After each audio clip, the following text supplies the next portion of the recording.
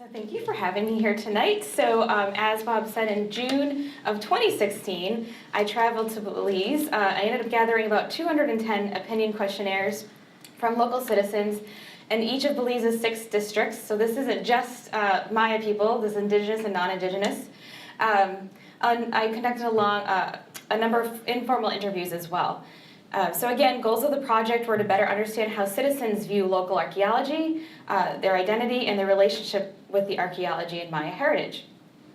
So again, in 1999, I was a junior undergraduate in Boston University, a student of archaeology, and Dr. Patricia McEnany was teaching at BU at the time, and we did our study abroad in Belize, our field school. And so while there, we did field school stuff, like you do in field school, and we also had to have a term paper. Most of the students would do something like analyze the lithics or analyze the potsherds that came out of the excavations that we were working on. But I was really curious because we were here we were a group of American students excavating and going into town, hanging out at the bars sometimes. And I was wondering if all these other people who are living in the towns, do they know that we're there? Do they know what we're doing? Do they know there are sites in their backyard? And what do they think about the archaeology? So I decided I wanted to do, as a budding public archaeologist, I decided I wanted to talk to people. So I did conduct a survey. It was a very, it's a term paper, undergrad. It was about 50 surveys. I conducted about 25 in meeting people at the bar that we hung out at. And then also I took the bus into the nearest city of Belmopan and met about 25 people there. So just meeting people in the plaza, asking if they wanted to talk to me and doing it that way. So fast forward maybe about 3 years ago, Patricia McEnany, now at the University of North Carolina, Chapel Hill, she was a fellow at the John Carter Brown Library here. So of course we had lunch because I was working here. And she said, hey, I remember that term paper you did. Have you ever thought about going back and doing a follow-up? And I was like, no, I was an undergrad. It was an undergrad paper. But she put that little bug in my ear, and we talked about it for a bit. And she suggested I go back and do a larger project, and don't just go to Belmopan, but go to all the districts in Belize and see what's going on. And in the meantime, like Bob was saying, she has been doing a lot of outreach work in Central America. So she's been doing work in Guatemala, Belize, and in Mexico with Maya indigenous communities through her organization called Inherit. And they've done many things working with communities. They've done community mapping projects. They've done radio novellas, programs with the school kids, all sorts of things to connect the communities with their heritage. So she was particularly interested in having me do this, so I spoke to Bob about it. He was on board. So the Half River Museum sent me. It was again a very small project. It was a month long, and so I will tell you about that. So this is my very low-key map that I hand wrote on, just to give you an idea of the places I went to. So these are the 6 districts of Belize, and to give you a little background about Belize, for those of you who don't know, it's south of Mexico, east of Guatemala. It's only 8,800 square miles. It's slightly larger than New Jersey. It was the only English colony, and it was called British Honduras until 1973. And it gained its independence from Britain in 1981. So its national language is English. And it is broken up into 6 districts. So it's comprised of many different ethnic groups, and the population varied district by district. So mestizos make up almost half the population, and they are descendants of both Mexicans and Maya who fled into Belize during the Mexican Caste War in the 1800s. Many are bilingual English-Spanish speakers, with some only speaking Spanish. Creoles make up the next largest ethnic group at about 26%. They're of mixed African and white ancestry, whose ancestors were brought to Belize during the transatlantic slave trade. Most speak English and also a separate creolized language. The Maya make up about 11% of the population and are of two distinct groups. There's the Quechua Maya and the Mopan Maya, and they speak different languages. The Garifuna or Garinagu make up about 6% of the population. Their ancestors were runaway slaves from St. Vincent who created a distinct Garifuna culture and language and are of African and American Indian descent. And some scholars consider them an indigenous group. Mennonites began coming to Belize from Canada and Mexico in the 1950s. So they're Orthodox Protestants, as you know, and they speak a German dialect. There's a very small population of East Indians, about 4%. Caucasians are about 1.2%. 1% Chinese, and 1.2% listed as other or not stated. And this is according to the 2010 census. So the total population of Belize, according to the 2010 census, is 324,528 people, so pretty small. Not a lot of people. Again, Roman Catholicism makes up about 40% of the population. It's the most popular religion, but there are also other Christian religions in the area. I noticed that even in the smaller villages that had maybe 400 people in the village, there were 4 churches. So of different, like there were Catholics, there were Methodists, there were other types of religions there. There are also about 100 males to every 100 females, so half and half. And the median age is about 21 years of age. Right. So I decided I needed to go all around the place. So some of the places I circled are here. I'll talk about why I picked some of them. I tried to pick some smaller villages and some of the larger cities. Not what we think of.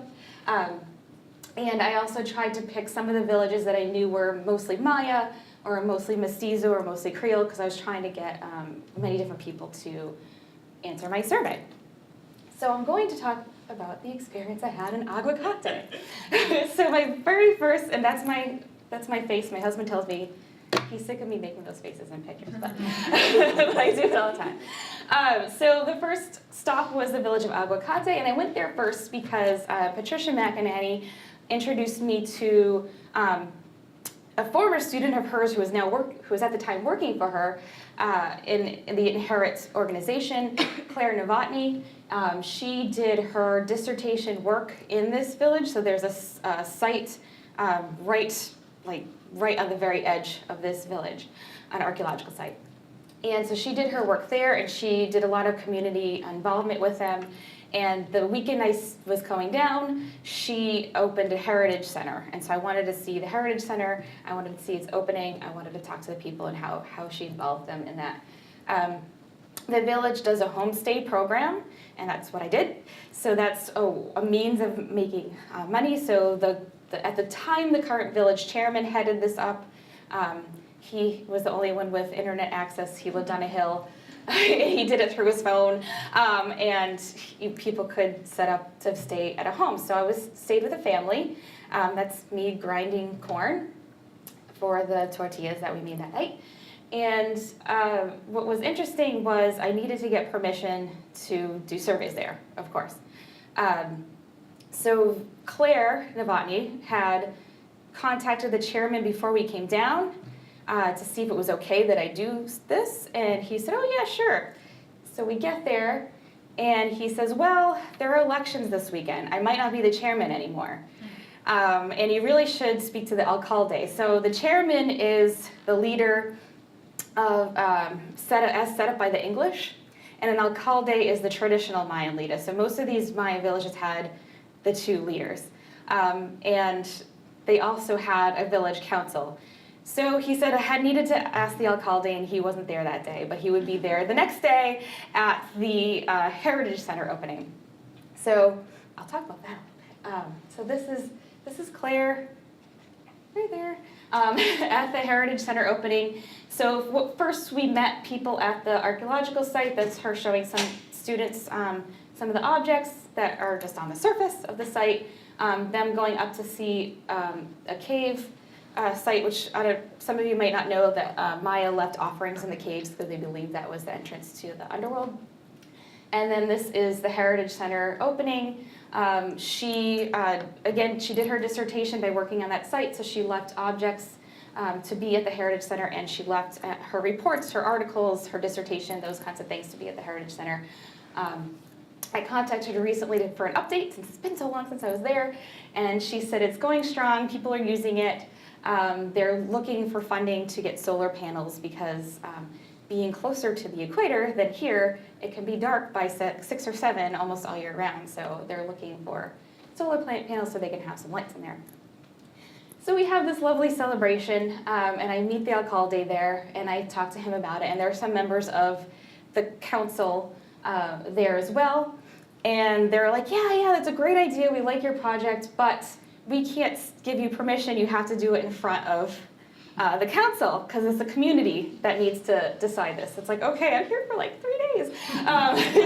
So the next day was the elections, and they invited me to come to the elections and to ask permission to survey people. And so I did that, and the very interesting experience, because some people, about half the people were very upset over the results of the election.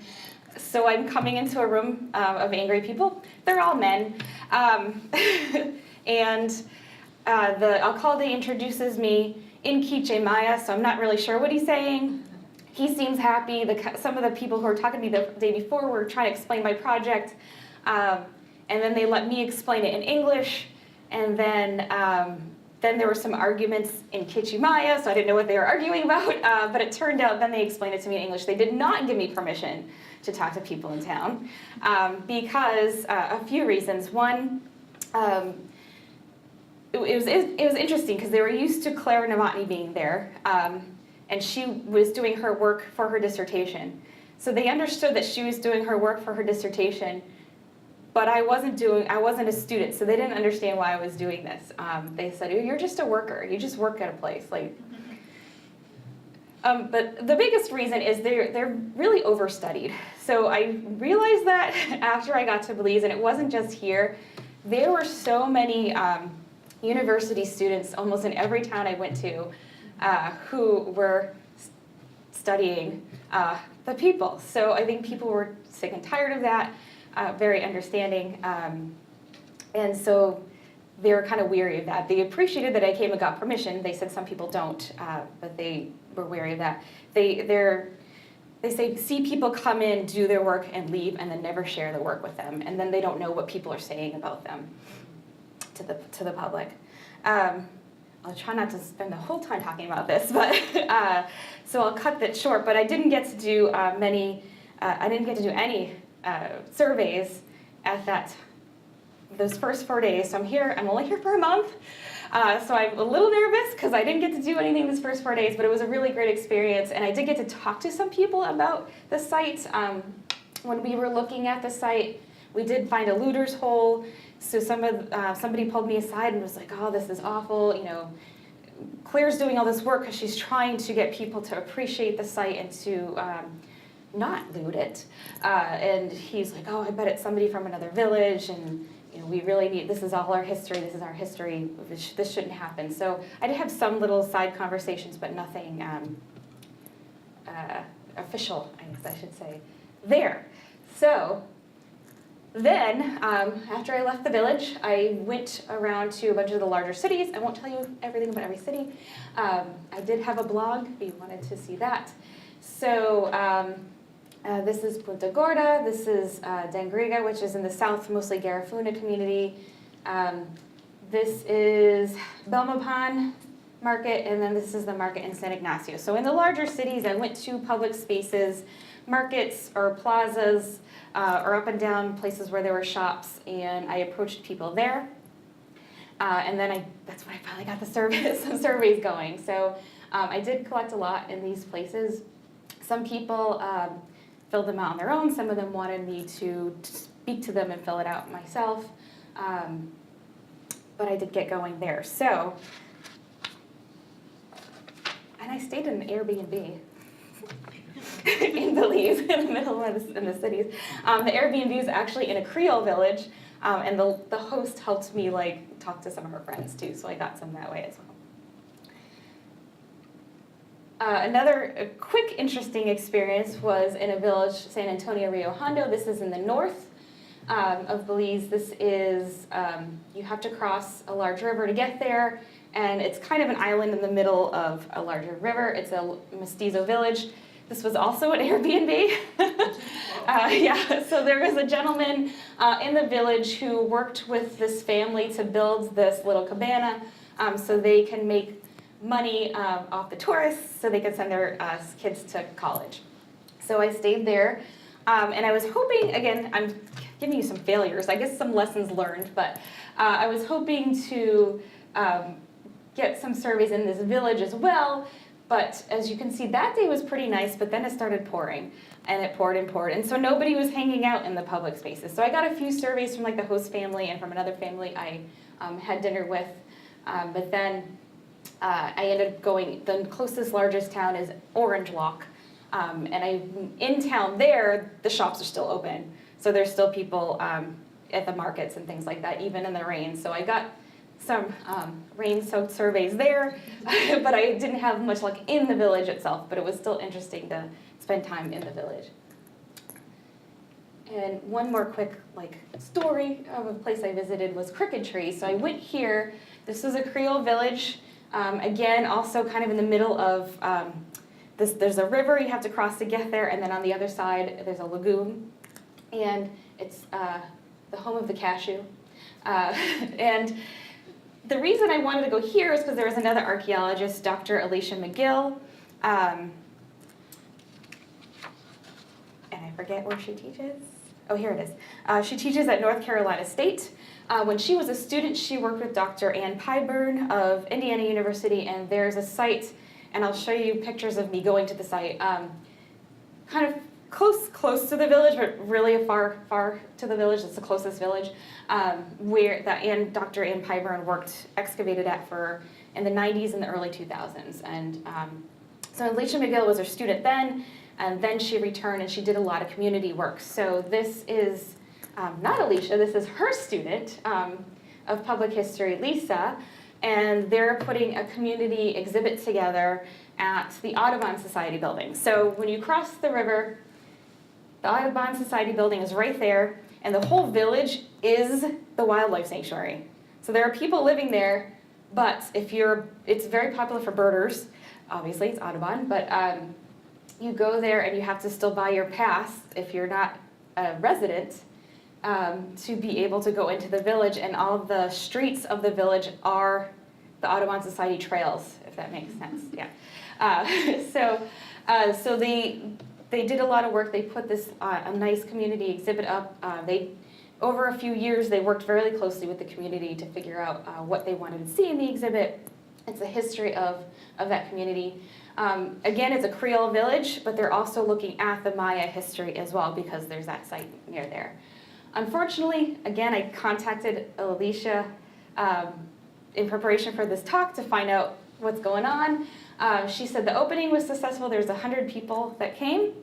There's not even, I don't think, 100 people in the village. So she also worked with another village nearby. People have been using it as a community center. The Belize Audubon Society started training people to be tour guides as a means of income for all the tourists that come in for the birding. And unfortunately, there was a festival recently, and someone burned the building down. Yeah, so it was a nice success, but now it's gone. She says she has, the labels and everything electronically and images, so they're hoping when they rebuild the building, they can do kind of like a panel exhibit. So that's kind of a sad story to learn. I learned that last week.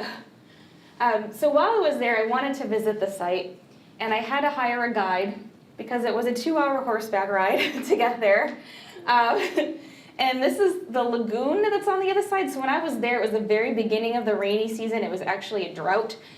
So we were able to cross the lagoon by horseback. Usually you would have to take a boat.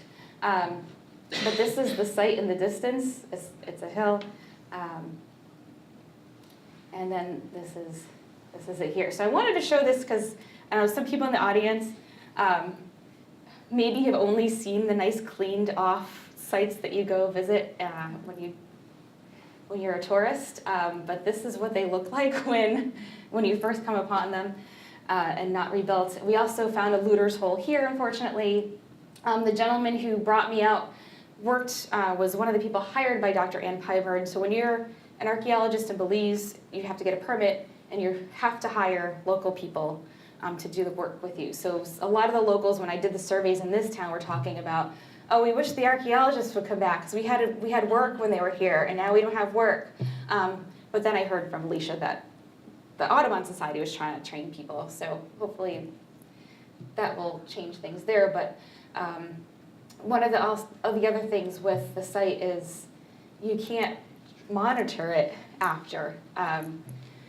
It's too much. So I guess initially they did have people on 2-week stints staying out there, but then they stopped doing it, and he was telling me his friend was hearing things and hearing ghosts and seeing things and got spooked and didn't want to go there anymore. And so it's just really hard to monitor the sites after they've been discovered to keep them from looters. Okay. I also visited some tourist sites to compare them with the other sites. One of the things I talked to people about was if they get to visit sites. So a lot of the people, and some of them who live near sites, they said, oh, they went when they were kids on field trips, but they haven't been since. Others say they've never been to an archaeological site. So here are Belize citizens who have never been, because all these sites are really geared towards tourists. This one especially is the archaeologists, the Institute for Archaeology decided to leave all the artifacts in situ. So for those of you who don't know what that means you leave everything in place. So therefore you have to go with a licensed tour guide, and it's a long dirt road to get there, and you have to go with a licensed tour guide on a licensed tour bus. And the guide has to monitor and make sure people aren't stepping on things or taking things. And obviously they're selling adventure because you have to swim into the cave to get there. Again, like I said, Maya would leave offerings in the caves.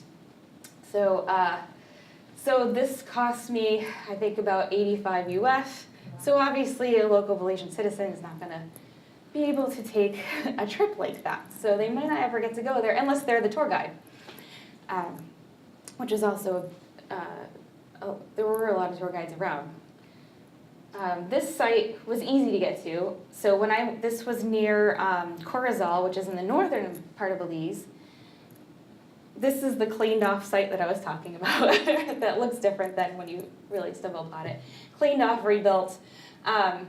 This was on the very edge of town in Corozal, and so people there were like, oh yeah, we've been to Santa Rita, they do programs there. So they've been able to visit this because it's right in town, it's easy to get to.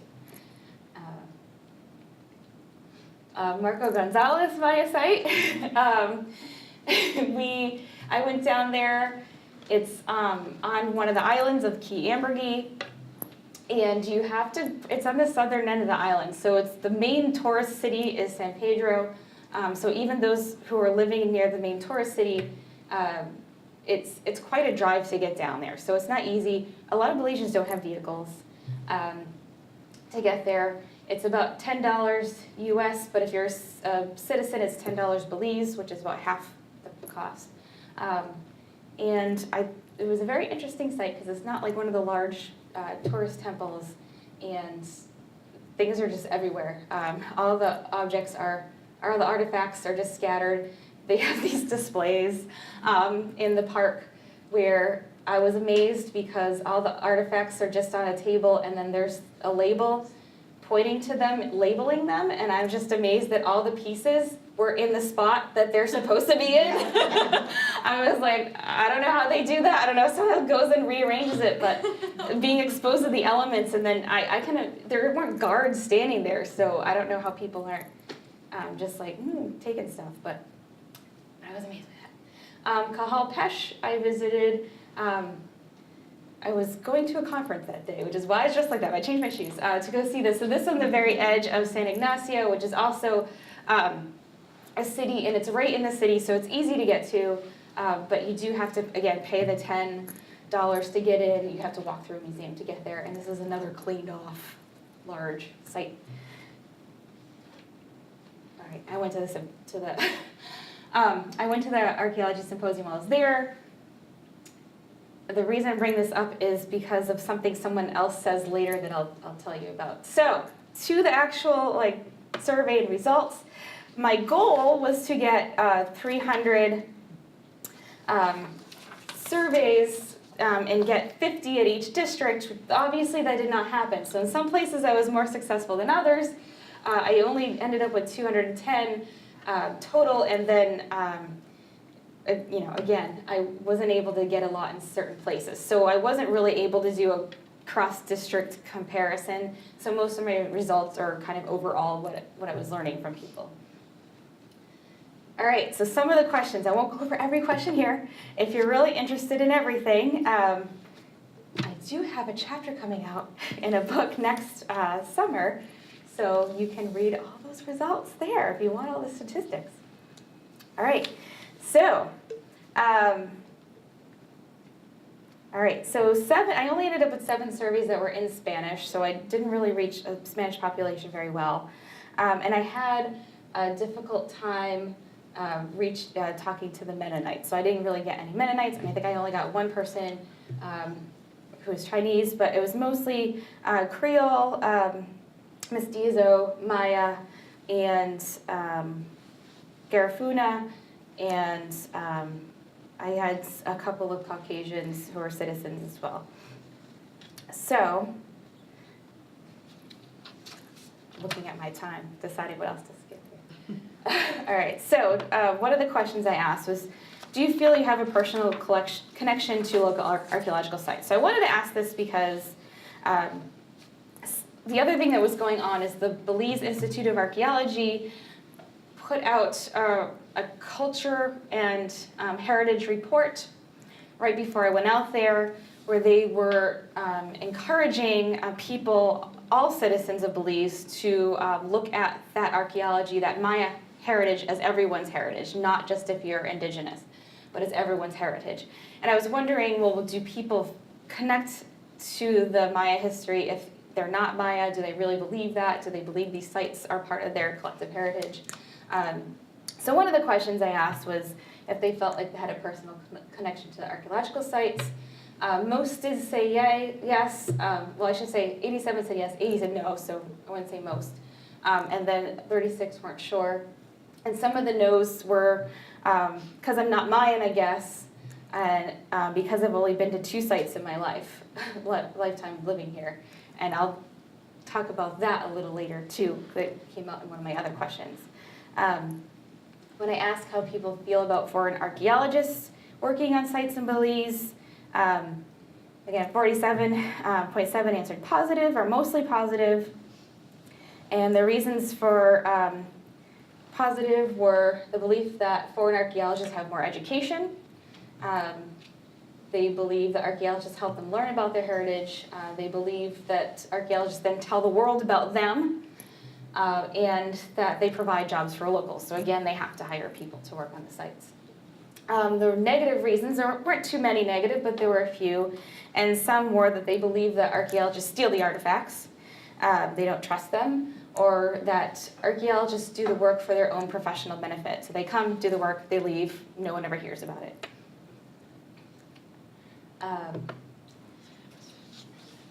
This was kind of a given. I figured most people would say yes, but I liked some of the answers they said, that the site, yes, they believe it is important to preserve sites because those sites are who we are, and they're for the benefit of our children and our children's children.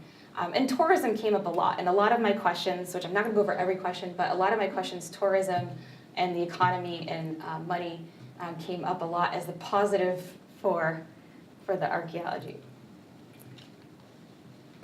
All right, so is it okay for citizens who are not archaeologists to take artifacts? Luckily, most said no, which was expected. And they said, well, most people will take them because they want to sell them. And if they do that, then we lose that component of history that we could learn from. We should put it in a museum for all humanity benefit. Of course, I picked the best quote, right? Especially local people. There were a few no's. And again, that was because archaeologists removed them anyway. So if they can do it, why can't we? Right? Again, a distrust of some of the foreign archaeologists. How often do you visit archaeological sites? Most said the answers were once a year or less or never. Nobody ever said frequently or more often than that. And their reasons were no time outside of work, it's too expensive, there's no transportation. So again, when I showed you some of the sites that were right on the edge of town, when I was driving around, there'd be a sign on the side of the highway that said, archaeological site this way, 15 miles, and this dirt road. And even me, in a vehicle, was like, I don't have time to go down this dirt road 15 miles to see this site. So I can imagine it's really difficult for other people to get there, especially without public transportation to something like that, and if they don't have their own vehicles. A lot of people said they've only been when they were a kid on a field trip, and a couple people said, oh, when they have visitors in town, they might bring them to a site that's nearby. How have you learned about the past cultures of Belize? So the biggest answer was through school, and then internet, television, radio. And then I asked, like, how have you learned about new discoveries in Belize? So the biggest answer there was television.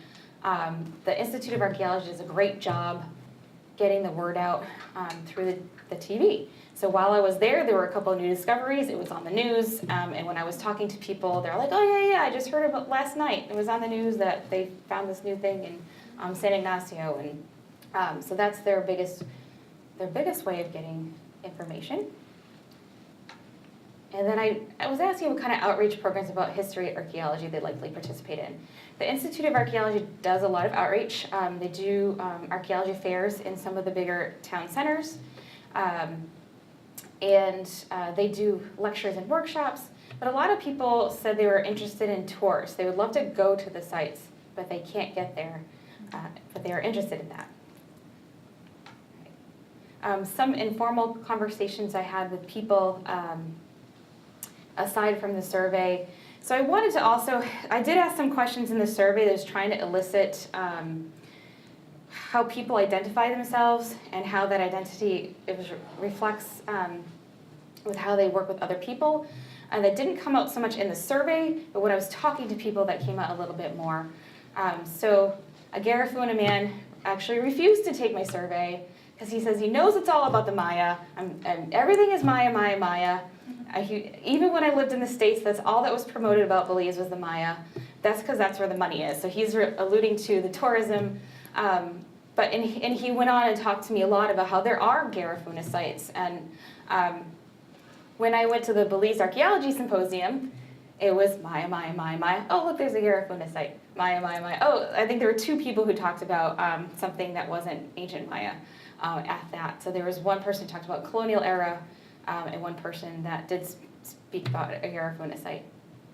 So he's interested in seeing these other things. A Creole man, again, he believed the Maya in Belize are not indigenous to Belize. He believed they moved there from Guatemala or Mexico during the caste wars and are not connected to the ancient ruins. And that's something that came up from even Caucasian people. And in 1999, I heard that. They're like, oh, they're not the Maya that built those temples. There's no way they did that. A lot of racism there. I had some Creole women who were alluding to, they lived near another mestizo village. And again, mestizo is mostly Spanish speaking. And they said, we go to the market and they're speaking Spanish. And if they're Belizean, they should be able to speak English. So I don't know why they're speaking Spanish. They shouldn't do that. A Rastafarian man mentioned going to a tourist, that he was afraid to go to a tourist town because people might take me for someone violent because of the way he dresses and the way he looks. And then I had 2 Caucasian men in 2 different places talk about how the local people were lazy, all they wanted were handouts, and they don't want to work, and so some racism came out there. So, again, I didn't go over every question that I asked, but I did see some trends in the answers that I got from people. And based on that, I have some recommendations that can maybe help answer some of the concerns that came out of the trends I saw. So Again, I mentioned before that people had difficulty getting to sites, they could never go. They were interested in tours. So my recommendation is grants for the government. So the Institute of Archaeology is a government organization. So grants for them to be able to host community tours of the local sites. So maybe get money to have a bus pick people up at a town center on a Saturday and go to a site that's a little off the beaten path and visit that instead of just having a fair in town. Yes, that's a lot of money, but perhaps there's something out there that they can make that happen. Archaeologists, these foreign archaeologists who are coming in, should include community involvement in their research proposals and funding applications. So they're not just coming in, doing their work and leaving, they're coming in and doing something with the community while they're there. And again, the Institute of Archaeology already makes it a requirement that you hire local people. Perhaps they can make it a requirement that you do some kind of community involvement as well. That's not just hiring people, but also educating and letting them know what's going on in their community. Create formal training opportunities at local universities and apprenticeship opportunities at sites. So there's the college in Belize City.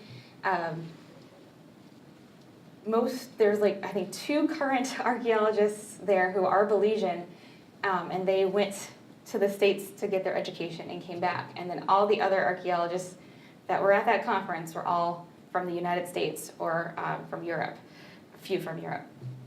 So my suggestion is make it a major at this university. Maybe you make it an incentive for an archaeologist in the United States to come teach a semester or 2 there to try to train people so that you can have more people who are local who are doing this work and not relying so much on foreign archaeologists to come in. Or apprenticeship, having people apprentice with the foreign archaeologists at their sites. Or have scholarships to send students abroad to study archaeology and then come back and do the work in Belize. And also incentives to study topics and sites that are under research. So incentives for archaeologists to come and look at the Garifuna sites, or look at the Creole sites, or look at more of the colonial era sites as well.